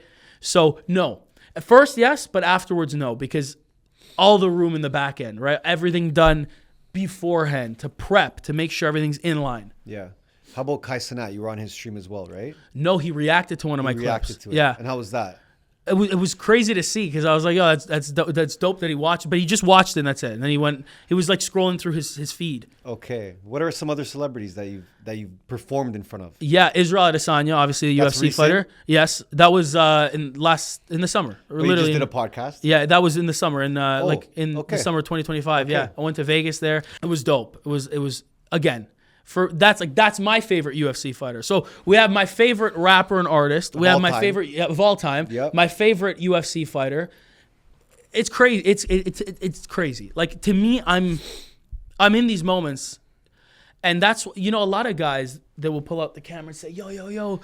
I'm not like that, and a lot of people didn't even know who I was connecting with for so long because I'm not a clout chaser. I'm not like, yo, let's do this and put it on the story. Like I'm about the moment, right? Let's experience the moment. Right? At the end of the day, too, for me, I'm about the connection and the friendship, right? I'm about creating a friendship, a relationship with people. Yeah. Right? When you start to turn it to a clout chaser, you're completely alienating that because now it's like all he cares about is the views. All he cares is about that. It's like, no, that's not where my headspace is on. My headspace is on creating the friendship. Yeah. Right? That's where it's on. So it's about being in the moment. So for me, throughout all this, it's staying in that moment, right? And Adesanya is definitely one. Ryan Philippe is another one. He's an actor. I don't know if you know him. Yep. There's so many, man. There's so many, but these are like my top if I had to pick. And what have you learned, just from being around these people? Honestly, they're incredible people. Like I know obviously a lot of the time people can get this weird misunderstanding about how some celebrities are or move. Mm-hmm. Everyone I've interacted with, especially, and that's why these are my top 3, because I've become friends with all of them, right? We've created a friendship. So very humble. They're incredibly humble. Yeah. Incredibly caring. That's one. Another thing too is, when you see all of them, they all started out of a dream. Right? They all started out of that dream, and now look at where they are, right? True. And to me, it's I learned that everything I felt and everything I thought was true, was right. Yeah. Do you feel pressure now to constantly grow at that same level that 100% that you've been growing? And how does that feel to have that pressure? That's where the pressure and anxiety comes from, because I'm always about doing better and bigger than what I've done last year, the year before, or this or that. So for me, now that's where the pressure comes from, because how do I take this to the next step? And I want to keep doing more. So it makes me hungrier, right? A lot of people become complacent. Yep. And complacency is the biggest killer, right? You stay complacent, you're done, you're toast, you're over. Yeah. You're over because someone else is going to be filling that gap that you can't. So yeah, the pressure is even more than before. And how are you handling that? Because it's not easy. You have very viral moments. And then, you're of course, yeah, right? But some of the biggest names in the world know who you are. So there's got to be moments where you're like, okay, how big can I get doing this? Yeah, and that's a great question. How am I handling it is a great question, because, I could say I'm not handling it. I'm just doing it. I'm just going through it. And it kind of feels like a lot of this kind of feels like a blur. I'll be honest. Like, it all happens so fast where it just feels like that. Yeah. And, a lot of people around me tell me, you got to make the most out of every situation. But for me, it's like, just be present in the situation. That's how I handle that side. In terms of the growth, it's just trying to keep coming up with ideas to take it to the next level, right? Unfortunately, in this day and age, like I mentioned, how every magician calls himself a mentalist now, everybody's copying. I'm seeing my videos copied verbatim, like the words that I say verbatim. So the that pressure, was gonna happen. That was of course, happen. Which I already knew. And this is the best part, Ernesto. I'll be honest with you. I'll say something on a pod that I've never exposed before. Everything that we filmed that time were all practice videos. The videos we went viral on were practice ideas. Wow. Those were just scripts I threw out to put on there to just be, hey, if someone copies it, whatever, I don't really care. Yeah. And then they went viral. And that's why, it just annoys me that people copy, because it's like, for the integrity of our art form, don't you want to have a little bit of class and create your own stuff? Like, don't you want to have just a little bit? Like, I didn't copy anyone. At the end of the day, mentalism is not original. How many mentalists were there before my time, right? True. But I didn't copy anyone in what I did. I had my own plan, my everything that I put together. Yeah. So now it comes with creating ideas that I'm okay with people copying, but that are going to take it to the next level. And that's a hard thing. Yeah. There's another thing too of just, I also posted that I'm like, you copy, it is what it is. Like, I'm the first guy that's going to do this, and that's it. Yeah. So what's inspiring your new ideas now? Remember day one. That's it. Remember how I felt on the first day I started. Remember how I felt when I was in debt. Remember how I felt years before when I wanted to do this. Remember why I started. And again, it stems from my father. He said to me, in life, son, always remember day one. Yeah. You remember day one, you will never stop. Yeah. So when you get lazy and that morning you're like, man, do I get up? And it's a clip that runs through my head every single day. I'm not even joking. When I get lazy, that was it Apple Music when Drake was like, yo, this is now. Mm-hmm. That part, that obviously always, when I get lazy, I'm like, man, and it's like, yo, get up. This is the time now. So for me, when I get lazy, I remember, how did I start? Why did I start? Day one. This is my moment. Yeah. Get up. And that's always to stay in. And that's the tip I give to everybody. You get lazy, you get complacent. Remember why you started. Remember how you felt when you didn't have this in front of you. Yeah. Right? Don't take it for granted. 1 million followers to have on Instagram is something I sometimes take for granted because I'm like, whatever. But it's like, that's 1 million followers. It's 1 million people who like what I do, which is crazy. And I'm grateful for every single one of them. Mm-hmm. I'm grateful for every single one of them. I'm grateful to be able to have this platform. And it's all because the people who watch. It's all because my team, Marcel, Sisto, Rob, consistently, the loops we took around King Street West, the loops we took around Queen, the loops we took around everywhere to get one video, to get a reaction, right? And that's what I always remember. I think of that, man, how sad did I feel? Yeah. How stressed, nervous. And that's what always gets me up. We all have our lazy days. For sure. In a creative sense, what inspires you?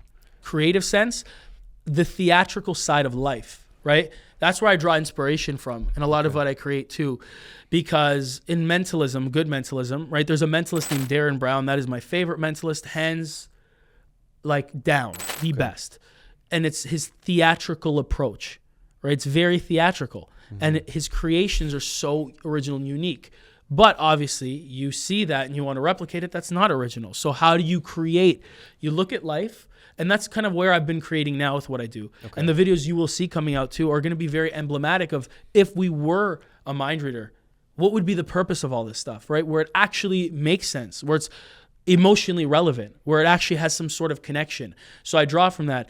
The other inspiration that I get from just creativity and creation is just, thinking about stuff that happened in my life, right? Mm-hmm. Memories as a kid, things that I'm interested in, things that people around me are interested in, and trying to take it to the next level, the next step. Wow. I'm going to get you to manifest something on the podcast. I would love to. All right. We do this with all of our guests, most of our guests. I think yours would be super interesting.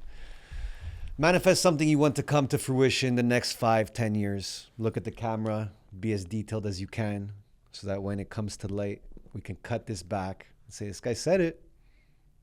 The floor is yours. But I want to manifest a world tour doing mentalism every night I possibly can, all around the world, and having everyone leave with an incredible experience. That's what I want to manifest. For someone watching this that might want to take the same path you did, what's a piece of advice you would give them for the early days of like deciding, magic, mentalism? You said it's under the umbrella, but figuring out what route they want to take, but then also figuring out how to make it a business. What advice would you give them? Number one is find what you love. Find what you're passionate about. What makes you wake up in the morning, right? What makes you wake up? What makes you feel something, right? When you wake up that morning, are you happy to do this specific thing? Find that and go crazy. Go all into it. Be delusional. Delusion's a huge thing, man. Let's be honest. Like, I'm sitting there walking out of a job with one booking that's peanuts, being like, I'm going to pursue this. Like, that's a delusional guy. Like, whoa. But I needed that delusion to take me here. Delusion, I think every entrepreneur, everyone that grew into something, I think they would say the same. You have to be, to an extent, delusional. I agree. What's one performance you still think about? I still think about, because we still always talk about, is on the street at King in Portland, where I unlocked this girl's phone without touching her. Her friend started singing church songs on the street because she thought I was demonic. What do you say to people that think it's demonic, though? I tell them it's not. I tell them I'm a big believer in God. I always keep a cross around my neck, right? Like, and some people think I'm still a demon. They're like, you're just wearing that to trick me. Listen, sure, I guess. I don't know. I'm a huge believer in God. So I always tell people, like, if you think it's demonic, it's not. I believe in God. I'm a God-fearing man. So, yeah. Is there one thought that you wish you could unread? Yes. That a guy was cheating on his girl, and I felt just very awkward in that moment. So I took the high road, and I said, "Hey, I can't read you, man. You're unreadable." He goes, "I knew it, boys. I knew it. Yeah, you knew it for sure." I'm like, we're not posting that. Damn. I feel bad I'm not gonna do that. Damn, you're a good guy. Yeah, you're a good guy. Some other people would have taken the other route. Yeah. What's the biggest misconception about you? Said I'm demonic. Fair enough. What's a fear you have that you don't talk about? Heights. Yeah. You ever gonna face that fear? You know what? The only way to face is skydiving, and I don't think I can do that, Ernesto. I wouldn't do that either, bro. Yeah, like when I'm in a plane, like I look down, okay, I'm fine. But like if we're on a building and we're looking out, like I'm like, oh man, if I fall there, I'm not coming back. It's true. Unless that's my next trick. I'm back. What are you still chasing? Honestly, just taking this to the next level. Honestly, to just keep growing, to keep growing and growing. You know, I'm chasing this forever relevance kind of thing, right? Because it's not just about being relevant today. It's about being relevant forever. And look at the greats, right? Look at how long the relevance is there, right? They're relevant forever. That's what I'm chasing, right? Because if you're just hot now, what does it matter, right? Yep. I want to be able to leave something, a legacy that people will always look back on and remember that this was the GOAT of mentalism. This was the guy. I'm only 28. It's crazy. I was just 25 and I was just 20 and now I'm 28. I wouldn't say I'm young, but I believe there's still a lot for me to do. There's so much more for me to do in this time frame. So I'm chasing that ability to take things to the next level consistently and be here relevant forever. Even when I'm not here, I'm still here kind of thing. I think you've done a great job with carrying the momentum that you're constantly building. I think you've done a really good job. Thank you. Because people can go viral and the next day they're nobody, you know? I know. So that's and that was a fear too. When I first went viral, I was like, man, can it just start and stop? And you know, you get those rows, right, with social media. It's weird. Right now my views aren't in the space that I want them. I took a little bit of a pause, a little bit of a break. I haven't really posted much in a while. And the reason for that is I don't want to keep reposting the same style stuff. Okay. And I want to take things to the next level. And the next stuff we have coming will be very different than what most people have done, seen, thought of. Well, that's why you're always going to keep growing, because you're adapting. Absolutely. Right? You have to keep adapting. What's one regret you have throughout your journey? I'll start by saying I do not regret anything, because everything I did brought me here. Of course. So if one thing changed, everything changed. The butterfly effect, right? Yep. If one thing in the past changed, this wouldn't be the case here. But there was a time in my life where I got made fun of for doing magic. I got made fun of constantly. I had this consistent, everyone making it a joke around me. Not everyone. Rob and Luca in elementary school, always supportive. I would call Luca, I'd tell him a magic trick idea, I'd show him at school. He's always like, yeah, man, I want to see. Always, always, always. Like this guy right here, always. But obviously other people are around. They make fun.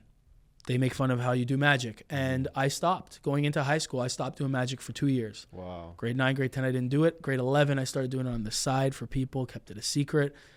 And in grade 12, I said, I don't care anymore. I got to do this. So the regret was stopping for other people, right? Because I quit doing magic for 2 years. And I do regret it, because it's like, man, maybe I would have turned this to a career earlier. But I don't regret it, because I'm here where I want to be. And if anything changed, this wouldn't be here. So, yeah. What was your life like when you stopped for those 2 years? Horrible. Yeah. Ernesto, horrible. I felt empty. I felt like an empty person inside. It just felt like purposefulness, like if that's a word, right? No. Purposelessness. Sure. We'll go with that. I just didn't feel like a word. That's got to be a word. It has to be a word.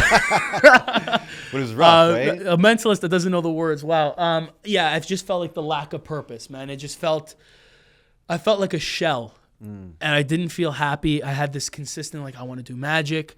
And I remember, I'll never forget, in grade 10, one of the teachers was a big fan of magic. And he was talking about magic. And one of the kids that was making fun of me, he goes, "Oh, Kevin does magic." And he goes, "Oh, Kevin, you do magic?" I'm like, "I don't." Wow. And I was like, keeping you were like this. embarrassed. Yeah. He goes, "No, come on, you do magic." "I don't." "Come on, man, stop." "I don't," to the teacher. Because I was like, I don't want to be made fun of again. I cared too much. I was too sensitive. I cared too much what other people thought. And maybe that, like I said, everything had to happen to bring me here. Maybe I needed to experience that to not care at all anymore. I think that's the lesson you got from those 2 years. Because I never forgot. And it felt horrible, man. What's your biggest lesson in the last 12 months that you've learned? Your surroundings will always shift where you go. The people around you, the environments you're in, you have to make sure they're in line with your vision, in line with your energy, good energy. Because if you're around bad energy, that changes everything up here. The mind is everything. Everything in this world starts with the mind, right? I love mentalism because, yes, it's an illusion. Yes, this is magic per se, if you want to say. But there's lessons in everything that we do. If you really pick apart everything I say and what I do, it all starts in the mind, right? So if you're around a very bad environment, you're going to pick up on that bad environment, right? If you have a piece of bad food that has fungus on it, you put it beside good food. That food's going to get the fungus on it, right? Yeah. It's all going to keep going and going and going. So it's the same thing with the people around you. Have good people around, have good energy around you, because that's going to uplift you, not bring you down. Mm-hmm. Who's one person you really want to make proud? Young Kevin, yeah. That Kevin that was felt worthless when he wasn't doing magic. Like, yo, look what we did. Yeah. I think you're inspiring a lot of people, even besides young Kevin. I hope so. I hope so. That's definitely what I always wanted to do. I got to ask you our question now, of course. Does money buy happiness? Short answer, yes. Long answer depends on what your definition of happiness is. If your definition of happiness is to sit home and play video games and just chill out, then I don't think if you can afford the game, I think it's fine. Like in a sense, you probably already have it, whatever. Let's say, your happiness is just being around good people, then money won't pay for that, right? But what money pays for is opportunity, convenience.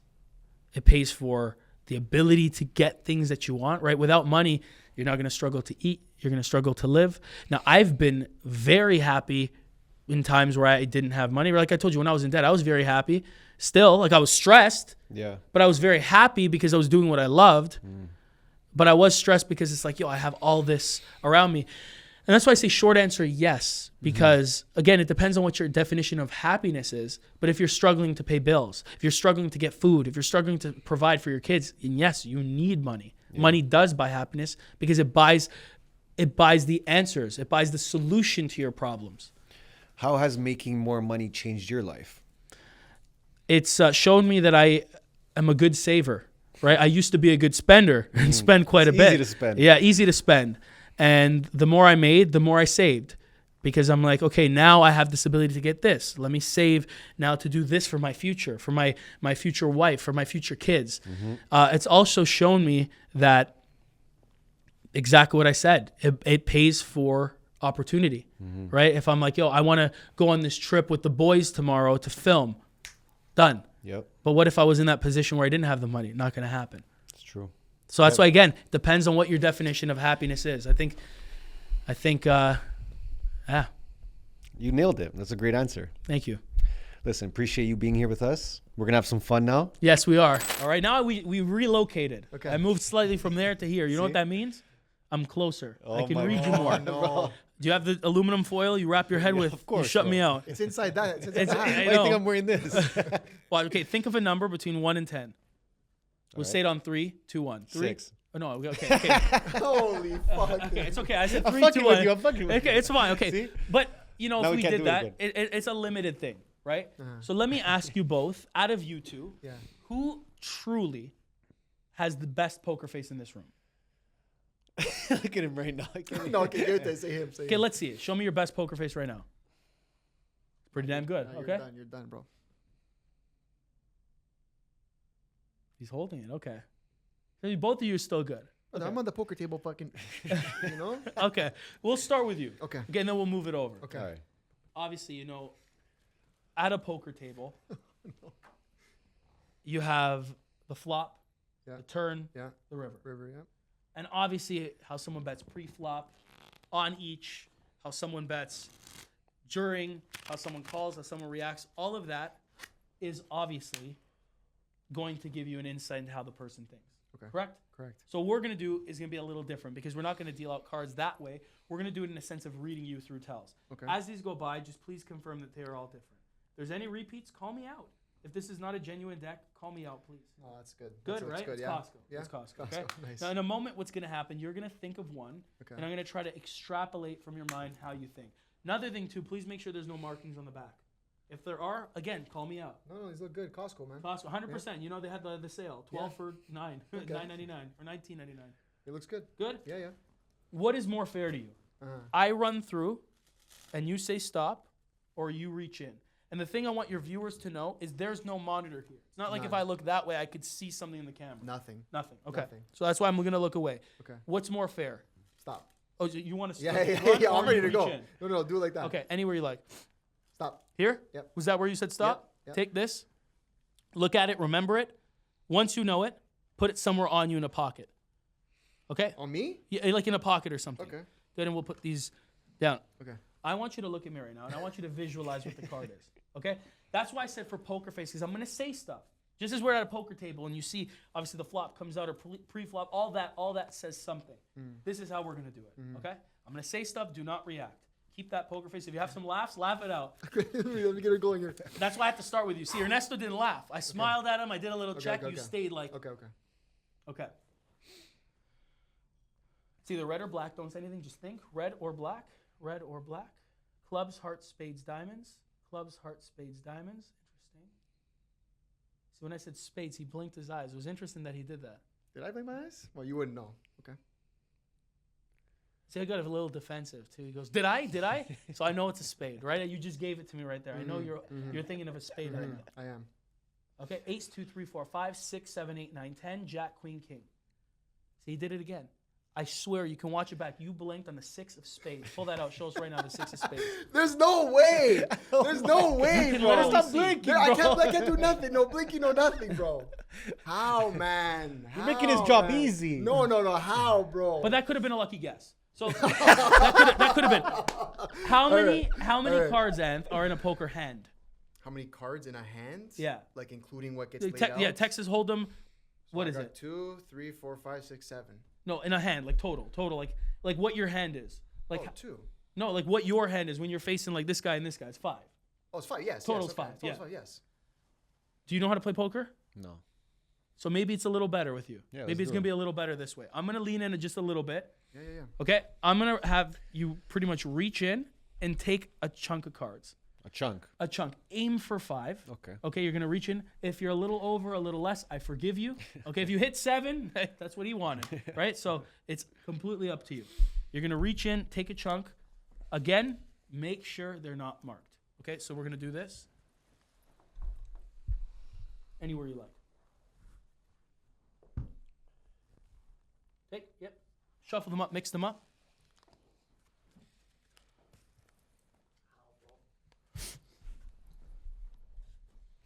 Now, I'm also going to look this way. Uh-huh. Ernesto, I want you to look on the back of the cards, make sure there are no markings, okay?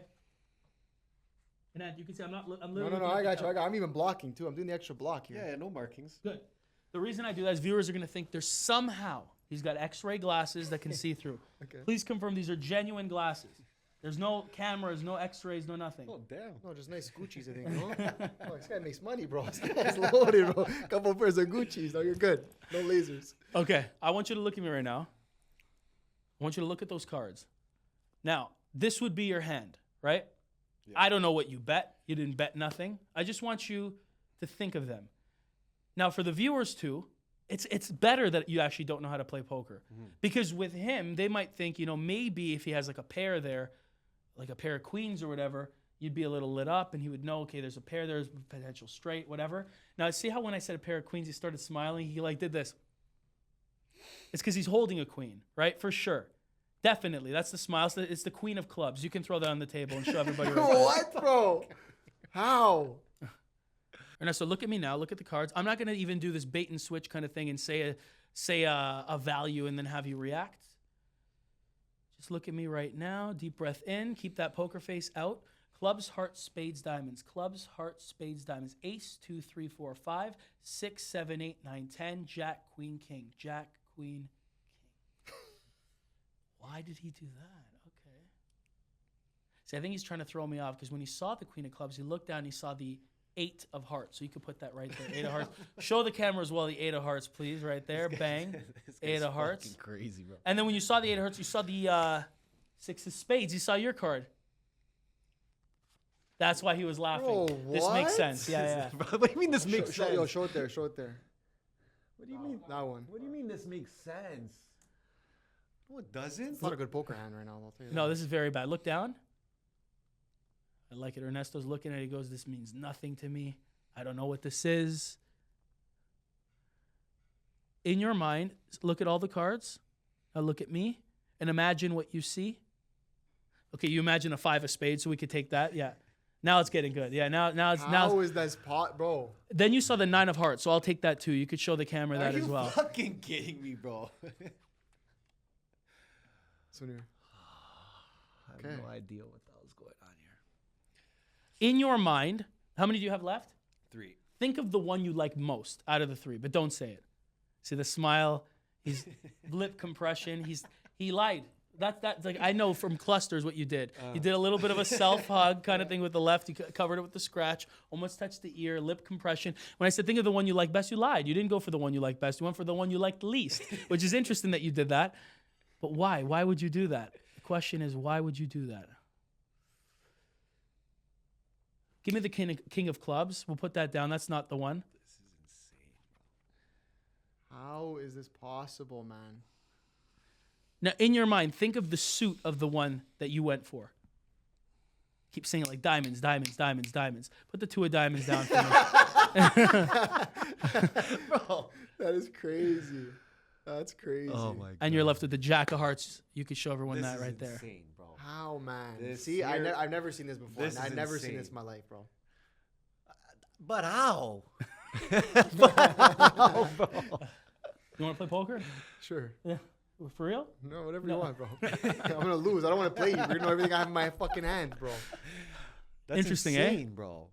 So that's kind of an idea of how you can adapt, right, what I do into this kind of world. But, I do want to kind of be in brand with what you guys do. Obviously, this is Money Buys Happiness, right? Yeah. So for you, what would you find to yourself is the best representation of Money Buys Happiness? Like, in what sense? What do you mean? Like, however you interpret the question. What is the best interpretation Yeah. of Money Buys Happiness? Yeah. Like, okay, you want me to say it out Yeah. loud? Yeah. A fucking Rolls Royce Cully full of fucking hundreds. Money Amazing. Buys Happiness, right? For me, at least. Good. Now, you obviously see a definition that way. Yeah. Now, let's say there was a specific representation of money, right? In the traditional sense, in cartoons and whatever, where do you see money usually? In a bank. In a bank, okay. Yeah, or like a bag, In a of bag, money, okay. What yeah. else? The Monopoly Man. Monopoly Man, yeah. Yeah. In this day and age, though, we also, when we see money or think of money, we see it in a wallet. Yeah. Now, this is the thing. There is no money in this wallet, okay? There's an envelope. It says Ernesto, okay? Okay. But there's no money in it. We have 6 gift cards. That's all I did. 6 gift cards in this. We have a Visa, we have Long & McQuaid, Starbucks, Petro, Amazon, right? You could see. Yeah. Some are not used, some are used. Tim Hortons, Timmy's, bro. Yeah. Of course. Dirty Tims. What's going to happen, I'm going to look away, okay? I'm going to cover my eyes. I'll take the goggles off. You're going to take any one of these out. Let's say you want Starbucks. You take it out. Close the wallet if you like. Hold it and like hidden, whatever you like. I'm looking away anyways. From your voice, we're gonna try to see if I could pick up on what you go for. Wow. We're gonna see. I'm gonna turn this way. And if you want to make sure too. Yeah, you know, I see. My eyes are covered. Oh yeah, you're covered. All right, I'm taking it. Okay. Take out one. And tell me when you have it. Okay, now are you happy with this one? I'm very happy. Do you want it or do you want to change? I'll change it. Are you sure? Yeah, I'll actually change it. Okay, put it back. Now, Anth, what I want you to do in the meantime, obviously you can't see what, or you can obviously see, yes? You can see what he's doing? See. Yeah, okay, tell me when you have the new one in your hand. It's in my hand. Okay, I want you to close the wallet, hold this to your chest, and I want you to say, Kevin, I have a gift card in my hand. I want you right now to say, Kevin, I have a gift card in my hand. Just say that sentence. Kevin, I have a gift card in my hand. One more time. Kevin, I have a gift card in my hand. What's interesting, when I asked if you wanted to change, you said you wanted to change. I said to go for one, and you're like, You thought of going for Amazon, which is interesting, and I think you almost went for, you went with Amazon first, then in your mind you changed. You wanted to change. You're a traveling man, so in your mind probably a worry is gas. Did you go for the Petro card? Yes, I did. Show the camera the Petro card right there. Wow, bro. Okay, put it back in. Put it back in the wallet. Now we're gonna do this again, Ernesto, and this is the best part of this. Now this can actually get harder, and I'll tell you why it's harder. You can repeat the cards if you like. Okay. You can go for one that you've already went for. This is completely up to you. Again, I want to cover my eyes. It was a little uncomfortable the way I was sitting, but I'll sit this way. I want you to look down, and you could take another gift card out. Once you have it, just say, Kevin, I have one. Now, Anth, try your best not to react at the one that he takes out. Okay? Yes? Yeah. Okay. Ernesto, tell me when you have one. I have the gift card in my hand. You have the gift card in your hand? Yep. Okay. Do you close the wallet? You're holding the gift card to your chest? Yep. Okay. I just want you to say the sentence, Kevin, I have a gift card. That's it. Kevin, I have a gift card. One more time. Kevin, I have a gift card. Be honest with me, Ernesto. Did you think of one and then you changed again? No. You didn't think of one and then change? I did think of one and change. Yeah. You did, yeah. You thought of going for the Visa because that's like the money buys happiness kind of thing with the Visa. And then, be honest, did you go for Timmy's? Timmy's, bro, yeah? Oh my God. Yes. Yes. Timmy's, Okay, now let's turn around for a second. Obviously, I could be anticipating what you're going for. You can put that one back in. How? That's insane, bro. Left or right? Right. Right. Always. Right, always. Why? Right. Right. Okay. You know what I mean? We'll take all these out, and I'm going to give you all the ones in the right. Okay. You asked for them. I said left or right. You said right, always. These aren't bad, yeah. That's it. Okay. That's for you. That leaves you with the ones in the left. I'm going to turn. You're going to take one out. Say you have one. We'll go from there. Make sense? Okay. Remember, you decided that. You said left. These would be yours, and then these would be his. Okay. So take one out again? Wait for me to turn. Okay. Tell me right now when you have one in your hand. Just say, Kevin, I have one in my hand, okay? Okay.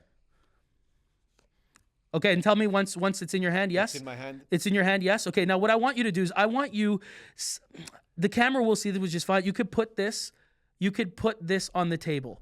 The one I picked up? Yeah, you could put this on the table. Okay? I want you to look down again into the wallet, take another one out, any one that you want. Again, just when you have it, say, Kevin, I have it. That's it. Very easy. Kevin, I have it. Tell me when you have it. Kevin, I have You have it in front of you? Yep. I want you to put it in your front left pocket. In your front left pocket. Good. And the last one you could put in your front right pocket. Okay? And tell me once the last one is in your front right pocket. Okay? And tell me once I can turn and it's all good, right? It's in my right pocket. Good. Can I turn? Yep. Fair? Yep. Is that fair? Yeah. How fair is that? I don't know. Pretty fair, I guess. Sure. It's fair. Again, remember, you said right. You wanted those ones. Yeah. If he said left, you would have had to decide where these would go. 100 to Petro, 25 to Long McQuaid, very cheap one. This was, I don't know why I have this. And Starbucks. It's about 100 to Starbucks. But you wanted those three. And I told you there was an envelope there that said Ernesto, your name. And you have one in the front, one in the right, and one on the table. Mm. Can you grab what the envelope says? I got it for you. You got it? You grab it? Yeah, and open it up and tell me what it says. It's a little note for you, Ernesto.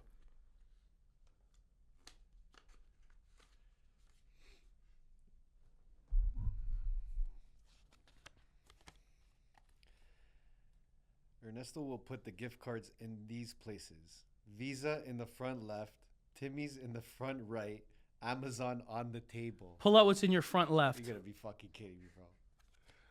You gotta be kidding me.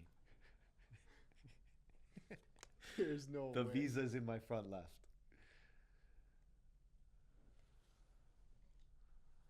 Dude, I don't know. What the fuck? And the Timmy's is in my front right pocket. And Amazon right there. Oh my On the God, table. bro. How though? So what if he said left? Would never have worked, but I knew. It's always right. Oh my God. Here's the note, by the way. You're a sicko, dude. That's crazy. That's fucking nuts, bro. Let me see this. Let me see this. This is insane, bro. Bro, what the fuck? Man? Like, what the fuck, bro? That's crazy, dude. How? We're just getting started. How, Oh my bro? God. Oh my God. How? How, bro? Take it in. What if you took one out and you put it in a different spot? This would never have worked. Everything had to happen this way, right? You change one thing, everything changes. That's the butterfly Bro, my effect. heart's like racing right now. When I was reading that note, my heart was racing. Like, how's that even possible? Bro, you're killing me, bro. This is But let's take this up a notch for a second. Sure. stressed I out. want you both right now to go back into your mind, back into your life, and I want you to find a piece of information that if I could look at you and guess, it would prove to you what I do is real, without a shadow of a doubt. Okay. Okay, now you smiled, you laughed, you shook your head, you lasered in right away. Like you anchored me right away, right there, bang, right in my eyes. I'm going to start with you on this, okay? I want you to think of whatever this is, okay? Now you're rubbing your chin, which is interesting. Be honest, you went back in time, didn't you? You went almost in elementary school, didn't you? Is this something I could have known if I researched you online? No. No.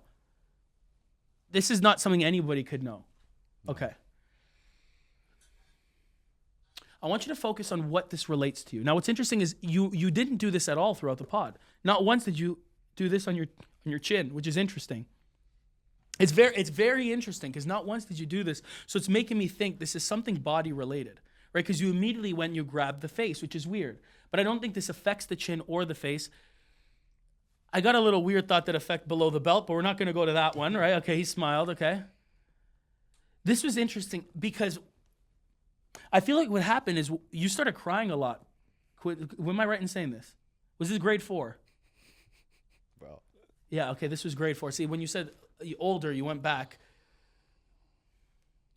See, sports, I know something that is definitely a lot to you. Was this related to sports? Okay, interesting.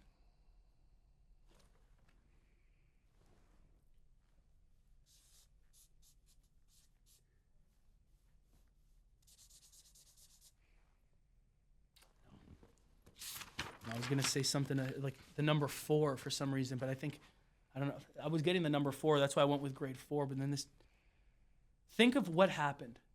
Sport related. Yeah. I think,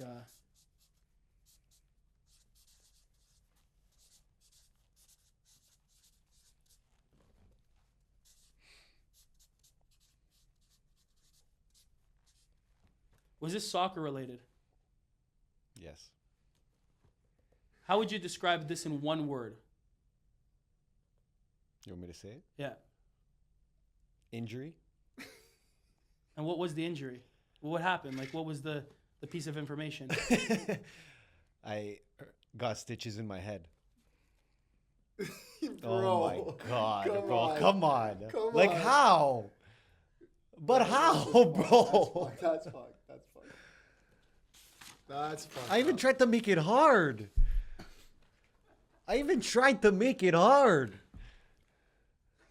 Bro, don't look at me like that. That's insane, bro. Thank you, man. Thank you. That is insane. If you had to challenge me right now to guess something, what would it be? Guess the wildest place that I had sex. We're going to cut this for sure We're then. gonna bleep something up. Really? That's what you really want me to guess this? I mean, we're here now. Okay. All right, let's go. All right. And just so for everyone knows, it's not like we set this up. Like it's not like you be honest. I didn't pay him to play along. No, I hope not. You didn't even know he was gonna put me. No, to I this. hope not. No. Okay. I want you to visualize this thing. Now, could I know this if I spoke to him? No. No, I don't even know this one. No. I want you to visualize where. It's a fun visualization for me. Was this also grade 4? No, I wish. I wish. See, I'm getting a name. It's weird. I'm getting a name too of the person. This is gonna get bad. Okay, I'm gonna show something, but just don't say anything. Don't say anything, okay? What's interesting is you smirk because that's not the place, but you have done it on a bus. You have done it on a bus. That's why he smiled. Okay. It's not a bus, though. Why was I getting a bus? Okay, so the person's name I got was wrong. I don't say it was like a Lisa or something, but no, I don't. I think I might struggle with this. Okay, I want you to look at me right now, Ernesto. I want you to visualize. In your mind, explain to me. I'm getting the color red. Why? Why is red? Yeah, it is. Okay, something's red. Not that. Okay. It's 2 words, isn't it? Yeah, see, mischievous. That's a very interesting place. Where was the place? You can see it. It's a park slide. Come on, man. Come on, man.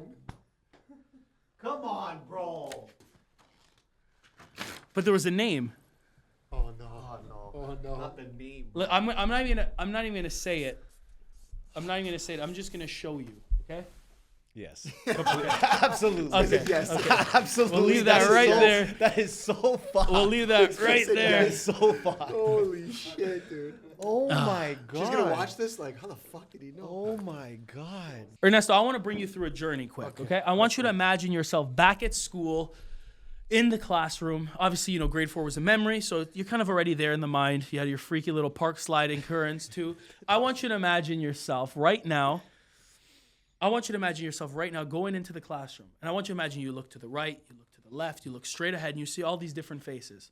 Okay, and in your mind, I want you to lock in on one childhood friend, whether it was a childhood best friend, one friend that you can see there. Okay? Good, okay. Now be honest with me, you didn't even know who you would think of until right now. Am I right in saying that? Yep. Do you remember this person's last name? Of course. Okay. Be honest with me. Was there another person that you thought of before you landed to this person? Yeah. Okay. And did you think of another one before this too? Yes. Interesting. Okay. Look to the left. I'm seeing. There's a person. I'm getting a T. Is there a T? And his name? Yeah. Yeah.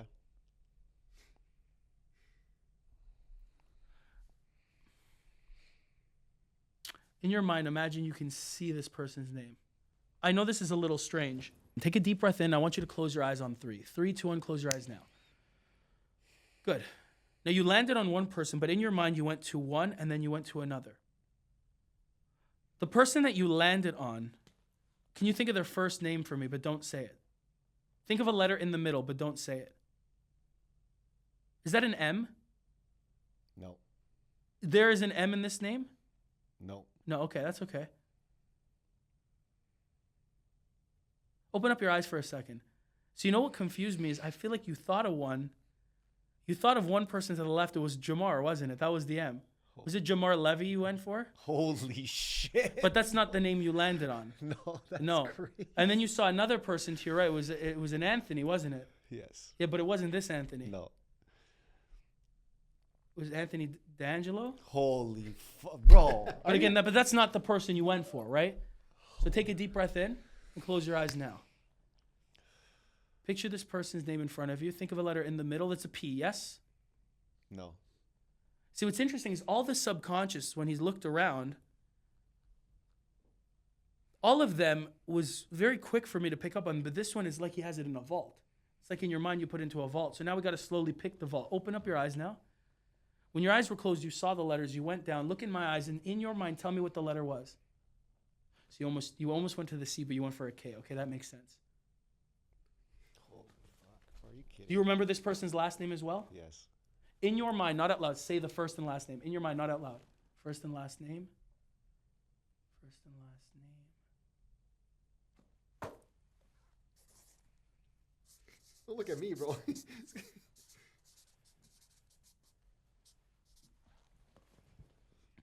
What is the person's name? Rocky Galati.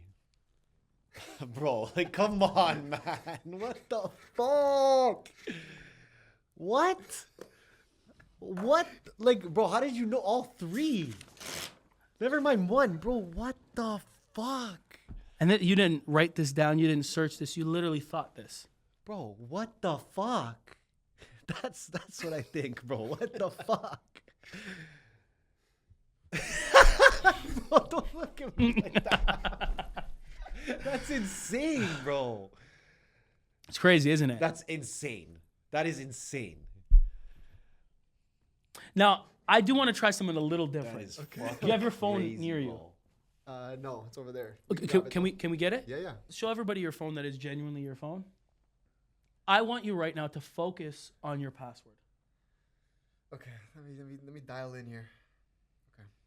Okay. In the meantime, to kind of throw it off a bit, I don't want to guess your password or your bank PIN. I want to do it a little different. I want you to imagine right now you have like an ATM, something in front of you that you could type in, and you're going to type in like a secret password, but don't tell anyone. Please don't make it your actual bank PIN, because if you do that, this is going to be a little embarrassing, okay? Okay. Because then I'm going to reveal it, but we don't Okay. want to do that. Okay. 4 digit. 4 digits. Okay. And your phone code is 4 or 6? It's 4. It's 4. Yeah. Okay. How crazy would it be if what he just thought of in his mind is yours? No, that's No, there's that's no bro. Then way. I'm No, out there's- of That's here. impossible. That's Okay. impossible. Think of a letter, a digit in yours. Think of a digit in yours. Okay. Think of a digit in yours. There's a 4 in there, yeah? Yeah. Is there a 4 in yours? Mm-mm. Well, that would have been great, but it doesn't work like that. Okay. Said there was a 4. What's interesting is you nodded quick. The 4 repeats, doesn't it? Yes. Ernesto, come forward. Give me your hand. Place your hand. Okay. Deep breath in. Out.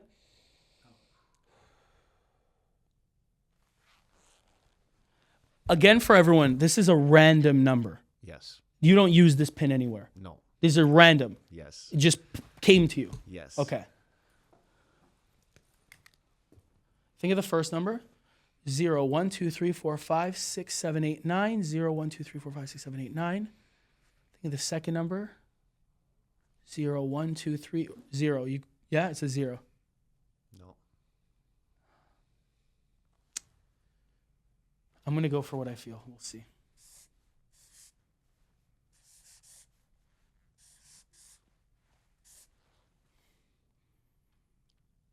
What is it? 4941. Bro, give me a fucking break. 4941. Right there. Now I want you to focus on your password again. God. 4941. That just came to you. You have no idea why? I'm just 4941. 4941. Okay, hold this up again. I want you to imagine right now. Should we show the camera this or no? Sure, yeah. You're going to change it? Yeah, I will. I have to after that. It's just my phone thing, so I can change it. Looking at me like There's not a 4 in there, is there? Mm-mm.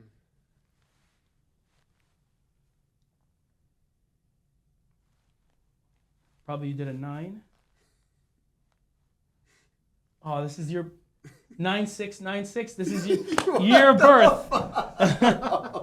What the fuck, bro? But you know how everything's meant to be? That's fucked. That See, is 4941 was a random number that popped in your head, and you don't know why, but you actually look, that's MBH upside down, and that is the number that you just built up in your head. No way! Shut up, No bro. way! No way! Bro, what have you done, bro? What There's the no fuck is way! this, No. Holy That I shit, never. bro. That's fucked up. That's fucked up. Bro, don't do that. What the fuck, bro? Oh my god. See that, bro? What? Come on, what's that? It just popped in your head. No, that's fucking next level, dude. That's. I don't even know what to say anymore, bro. Holy shit, dude. That is insane. That's wild. That's fucking crazy. That's insane, bro. And even the way you run, that's fucking fucked up, bro. What's happening here? It's all over now. Dude, that is insane. Thank you guys so much for having Holy me. Thank you. shit, I appreciate it. That was Thank crazy, you. bro. My man. Thank you guys. Thank you so much. Thank you. I That really was appreciate it. crazy. Thank you. Holy shit.